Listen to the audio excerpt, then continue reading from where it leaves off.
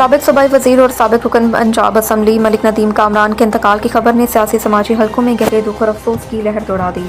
ملک ندیم کامران ایک شائستہ، باوقار اور عوام دوست پالیسی شخصیت تھے جنہوں نے اپنی سیاسی زندگی عوامی خدمت، اصول پسندی اور خلوص کے ساتھ گزاری۔ وہ طویل عرصے تک عوامی سیاست سے وابستہ رہے اور اپنے حلقے کے عوام کے مسائل کے حل کے لیے ترقیاتی کاموں اور فلاحی اقدامات میں ہمیشہ پیش رہے۔ بطور صوبائی وزیر اور رکن اسمبلی انہوں نے نہ صرف عوام کی بھرپور نمائندگی کی بلکہ اپنی سادگی، نرم گفتار اور ملنسار طبیعت سے ہر دل میں جگہ بنائی۔ ملک ندیم کامران کی سیاسی خدمات، عوام سے محبت اور مثبت کردار ہمیشہ یاد رکھا جائے گا۔ ان کے انتقال سے پیدا ہونے والے خلا شاید ہی کبھی پور ہو سکے۔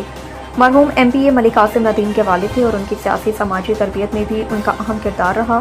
اہل علاقہ، سیاسی رہنماؤں، کارکنان کی بڑی تعداد نے ان کے انتقال کو ایک ناقابل تلافی نقصان قرار دیا۔